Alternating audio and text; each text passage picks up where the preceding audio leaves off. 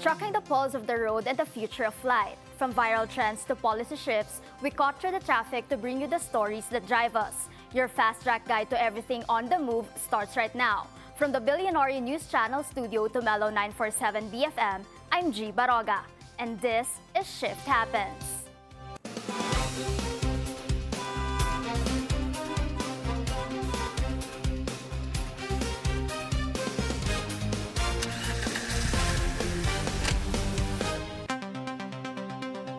It is Tuesday and the last week of the month. Sinabayan pa ng pagtaas ng presyo ng langis. Today, the price of diesel increased by 7.32 pesos per liter, gasoline up by 6.80 pesos per liter, and kerosene also up by 4.22 pesos per liter. Ang mga nag-modernize ng mga sasakyan, lalo na ang mga lumipat sa mga hybrid at electric vehicle, ay hindi nakaramdam ng kurot ng pagtaas ng presyo ng petrolyo. Consistent with our clean energy drive, we have encouraged the adoption of electric vehicles. We have removed all tariffs on EVs until 2028 to bring down market prices. And government has also been mandated to prioritize electric vehicles in their refleeting plans. This clean and green policy is two-pronged. It shall also spur growth of our domestic local industries across the EV value chain, specifically those involved in the vehicle assembly and manufacturing of batteries and related spare parts. Mitiin natin na sa pagdating ng 2040, kalahati ng mga sasakyan natin ay EV na. So, dobleng goodbye, we bid farewell to July and to our money as well kasi napunta na sa gas. But when we say goodbye, we say hello. And today we're saying hello and welcome back to Mr. Paolo del Rosario, or should I say, Senyor Paolo? G. Hola a todos, he vuelto, si no se acuerdan de mí, soy Paolo del Rosario. G, muchísimas gracias por estas últimas 6 semanas, estuviste genial. That's all the Spanish I know, pero Yeah. G, ¿qué tal? Hindi ako magpapanggap, wala akong naintindihan bukod sa hola at sa G at sa ketal. Pwede na. Pwede na. And thank you. Welcome back, Paolo. No, thank you. Thank you for taking care of the show. Napansin ko yung favorite co-host ko wala pa dito. In fact, papasok siya mamaya. But it is great to be back. Great to be back here with all of you. And can't wait for what we have on the show. Okay, not only we have Paolo back, but at the helm, we also have a great discussion ahead of us. And today, we are joined by the motoring editor of Business World and the man behind Uncap, our good friend, Cap Maceda Aguila. Cap! Cap, I miss you! Yes. Tara, upo muna tayo. Yes. Good. Also, Upo muna tayo. meron akong challenge sa'yo ngayon, Oh, Sir ano? Cap. Anong challenge mo? Sino favorite mo today? Wow! Teka, mahirap ba? Kailangan ng sagot yan. Well, since sinabi niya, favorite niya ako. Sorry, G, pero Okay lang. Paolo's it. Well, Sorry ako na hindi pinipili. Hindi. Pero may konting pasalubong mamaya, so don't worry about Okay. that. All right? But then, first off, look, I came back here today specifically because marami nangyari in the past few days. Specifically, yesterday, of course, President Bongbong Marcos had his SONA, State of the Nation address, and there was a lot specifically about the automotive industry. Cap, your reactions first and foremost. Well, first off, it was very detailed, as you said nga. I'm glad to note that there are things that he said which I hope will make it to law, no, through our legislators. But again, there were some things na we were sort of expecting more of, not particularly in the realm of transportation and mobility. But I guess in terms of mobility, we sort of get some wins. But again, it remains to be seen if it will be translated into law. Pero overall, I think may good stuff naman to take out of the speech. My good points and my missed points. Pero Pao and Cap, even with all of these things, the push for electrification, modernization, and all of that, we know naman na it's not that easy to do. Well, President Bongbong Marcos is confident that by 2040, half of the vehicles on our roads are either hybrids or full EVs. And that's what we're going to talk about today. With fuel prices climbing again, talks of going electric are back in the spotlight. In his State of the Nation address, President Bongbong Marcos said his administration's clean and green policy is, quote, two-pronged. designed to spur growth in the country's domestic EV industry while the government does its part by waiving tariffs on electrified vehicles until 2028. The president also underscored his administration's push for EV adoption, pointing to new public transport projects running on new energy, among them the Love Bus, the articulated bus in Davao City, and the electric ferry set to sail the Pasig River. To unpack these government initiatives and the renewed push for EVs in the country, we spoke with the president of the Chamber of Automotive Manufacturers of the Philippines, Inc., Mr. Jing Atienza, to get his insights on the government's stronger support for EVs. Ladies and gentlemen, thank you so much for being with us here. Sir Jing Atienza, the president of CAMPI. And we want to talk to you specifically because narinig po natin sa SONA that there have been a few mentions, especially when it comes to the conversation, when it comes to EVs and the auto industry in particular. But correct me if I'm wrong, sir, kahit sinabi po ni President Marcos na 50% by 2040 yung hati between electrified vehicles and ICE combustible vehicles, it's not necessarily new news. In fact, it feels more like a reiteration ng dating polisiya po natin. Yes, thank you. Thank you for inviting me in your program. And yes, the target of 50% by 2040 has been announced by the government as its target, no, for electrification. But I think what's the main essence also of that is when the president mentioned the elimination of tariffs for electrified vehicles, meaning hybrids, plug-ins, and battery electric platforms. So they implemented, which we very much welcome, the EO12, no, which removed the tariffs a few years ago, and this helped accelerate adoption of electrification in the country. So it's more of they set a target, and there are programs to support it, no, including the EO12, and of course the other programs which we can discuss also later on, which is also an incentive program for local production. So I think that's the main essence of the announcement of the president. Sir Jing, you mentioned EVs, and that's a great thing to focus on here, simply because there was plans to actually have it announced or at least formalized before SONA. I believe that was a couple of months ago, pero wala pa nangyayari. And I think it's safe to say that this is going to be an important piece of legislature to actually be able to reach yung goals ng gobyerno po natin. Yes, it's of course, as CAMPI, no, we very much support local industry and local production of vehicles, no, in the Philippines. And EVs is one of those many programs that government is thinking of. And I understand there are already discussions of how to proceed with the EVs program. So EVs, once implemented, will help make local production more viable, especially for electrified vehicles. So, but in general, the government has indicated many programs to support auto industry, including auto manufacturing. Of course, there's also discussions on revival of the RACE program, which is also some sort of bridge program for the successful CARS program of the British.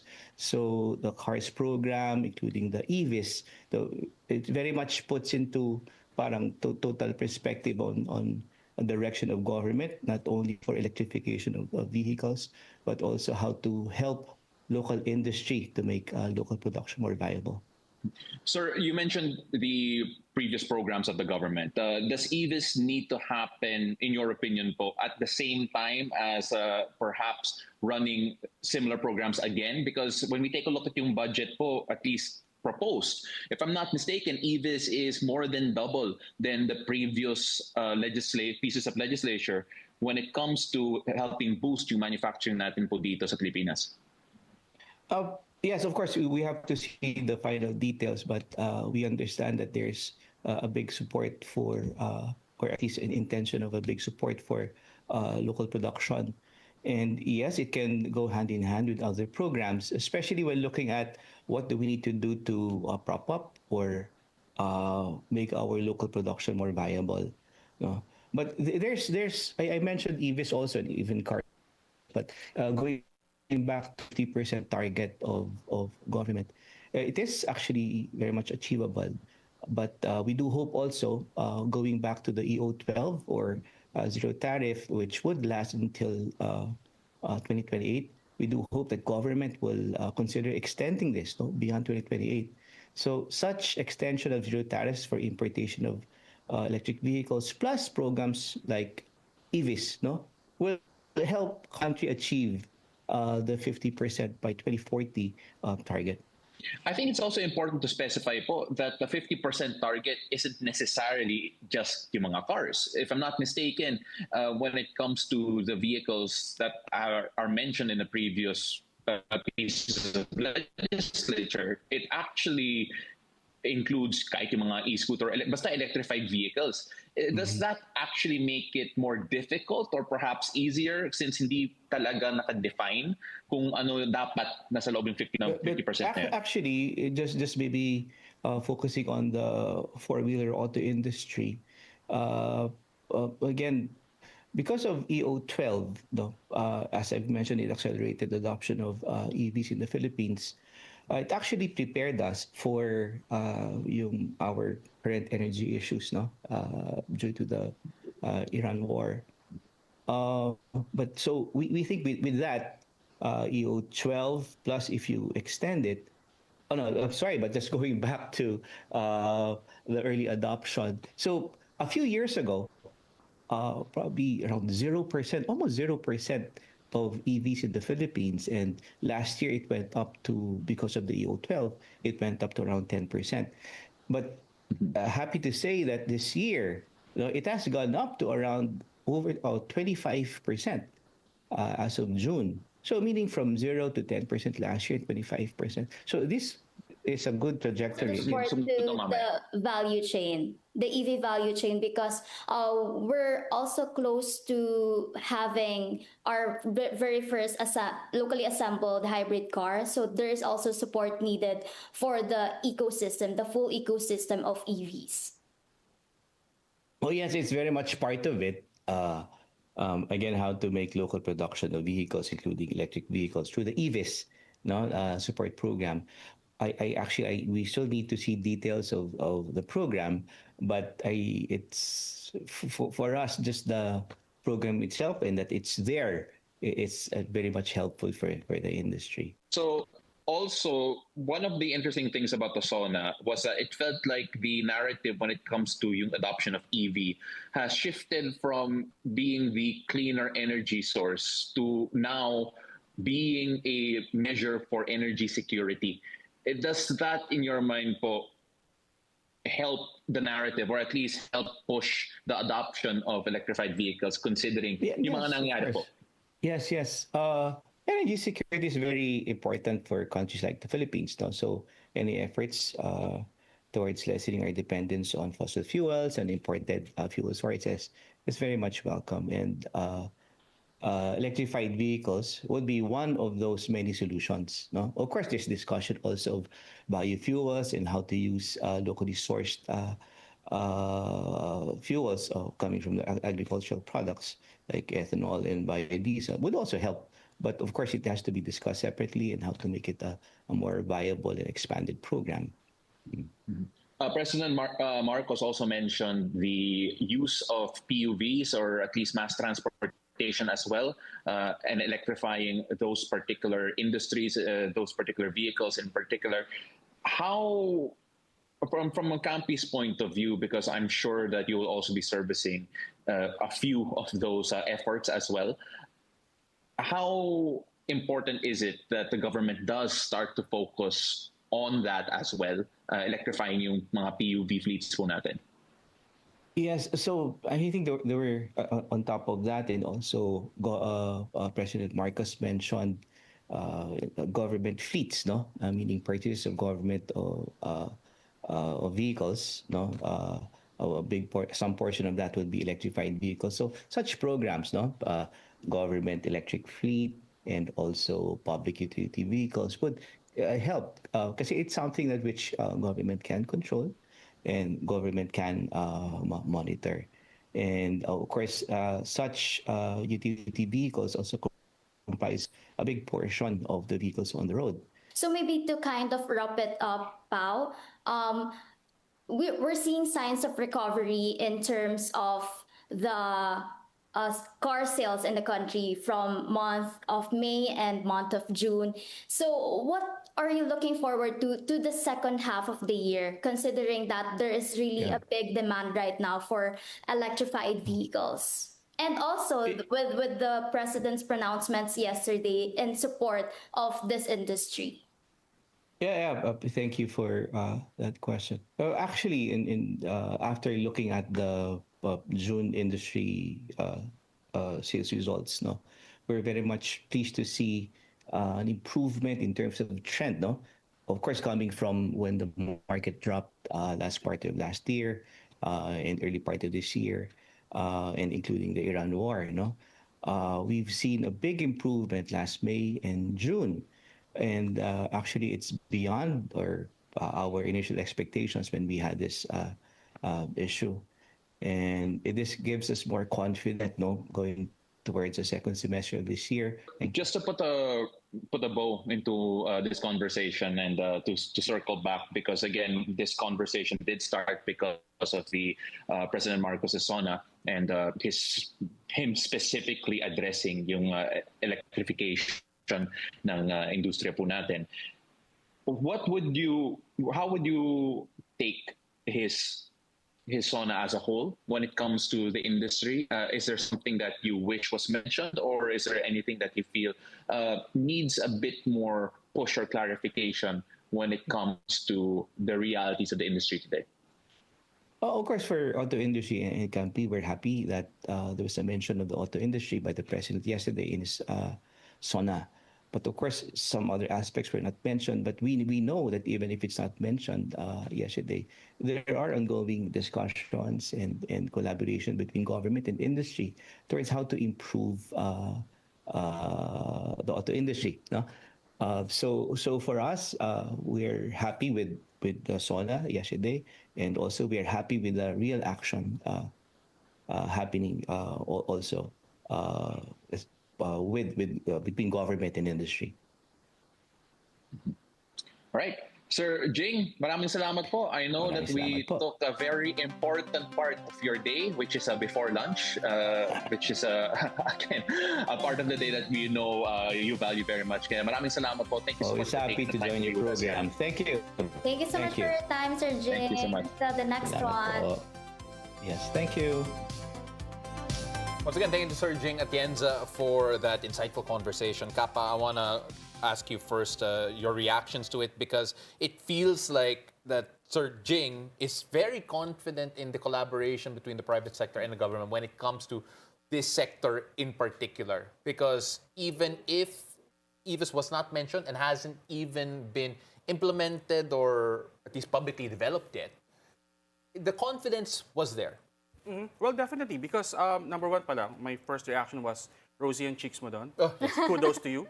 But going back to what Jing said, Mr. Jing said, I think, yes, as you also pointed out earlier, I think electrified vehicles are now not just an option, but we are really being pushed towards it, and the government is doing all it can to help us get from here to there, because there's a sense of inevitability that you get when you listen to the pronouncements of the president and even at least the general direction that he's taking us into. Mm-hmm. And that's also a thing, even before the private and public partnership. It has been going on since, I don't know, there have been partnerships in the past, not only just for today that the electric vehicles is getting its boom right now. Yeah. So we're waiting for the IRR or implementing rules and regulations, of course, because that will signal that yes, game na tayo, this is it. Yeah, and there's a lot of money being talked about there. Again, that could be mentioned more than double than the old race program that the government did have, especially when it comes to yung EVIS conversation. So we'll get to more of that once we have more developments. But for now, we'll take a short break. And when we return, we'll continue our discussion, this time outside of cars and into the streets as we navigate the world of active mobility. Stay with us. We'll be right back. You're tuned in to the Billionaire News Channel and Mellow 947 BFM. But first, a word from our sponsors.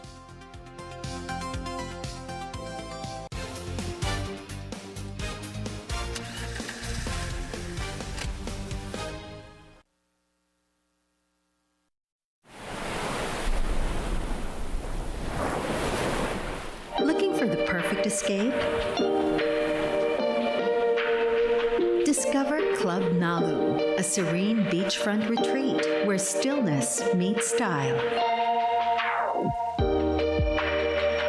Nestled along the quiet shores of Bacnotan in La Union, Club Nalu is designed for slow mornings, ocean breezes, and moments that help you unwind. From cozy rooms and sun-drenched villas to relaxing spaces inspired by nature. Every corner invites you to pause, breathe, and recharge. Club Nalu, come as you are and leave feeling a little lighter. Book now at clubnalu.ph.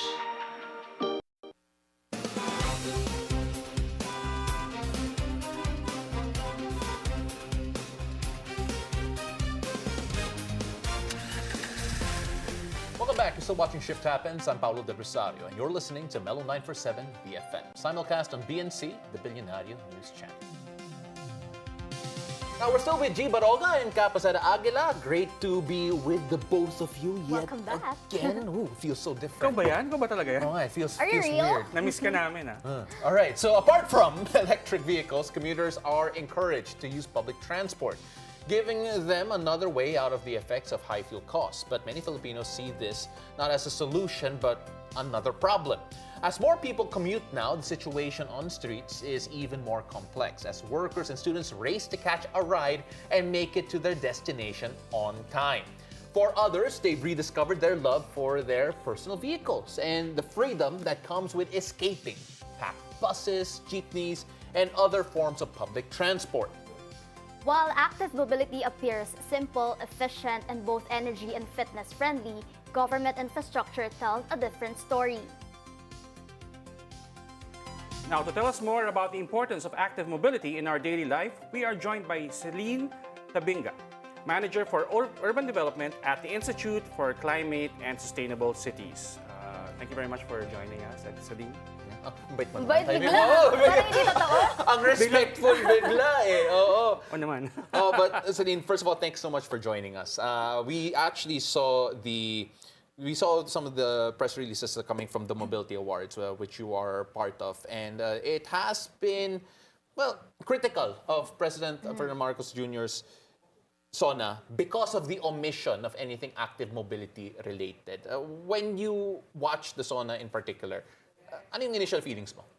First of all, thank you po for inviting us here. Definitely, while yesterday the President mentioned and highlighted about railway expansions, increasing EV adoption, and also accelerating po yung public transport modernization, it falls short with mentioning investments on active transport. And coming from a climate perspective po, transport is also an issue of climate and also of economy, because transport sector is one of the most energy intensive po na sectors, no? And not only that, but it's also the second highest, especially road transport, is the second highest GHG emitting sector po. And we import actually 90% of our oil. So nakita naman po natin in the past months, no, the effect of, global disruptions, geopolitical issues po, no, how it reflects po sa mga bulsa natin, sa mga common people, sa mga drivers po, sa kita nila at pamasahe, especially with commuters as well, and even sa bilihin. And so, it's a matter po of, if we want to really be more resilient, we have to move away from being dependent on fossil fuels. And one way to do that is obviously through active mobility, Yes, through right? active So the reason mobility. why I wanted to jump into that kaagad, I'm sorry for cutting you off, Yes. is that one of the numbers mentioned by your group as well is the 94% support safer and wider bicycle lanes and walkways, taking a look at yung supporting those for active mobility. But at the same time, yung gobyerno natin, in terms of yung budget nila, since 2022, it has shrunk. The budget for active transportation has shrunk from 2 billion pesos to 105.38 million back in 2026 GAA. Layo. Layo. Yes. Medyo lang, right? But when you take a look at that number and the fact that we're missing our target so far in terms of the kilometers we want to lay out, what can be done or what needs to be addressed in this particular that you wish that would have been addressed in the last SONA? So along those lines po, no, what we want is an increase in the budget, in the investments for active transport. Because as you mentioned, no, in 2022, there was 2 billion dedicated for active transport. But now it's getting smaller and smaller. And so the context po of in 2022 was a response to the pandemic. But now we are in a crisis again with the global oil price shock po, no? And it's continuing to happen. And in the future, we have to plan long term. And so the reason why we are calling for more to invest more in active transport is because it's also to complement the big ticket projects, you know, that the administration is prioritizing.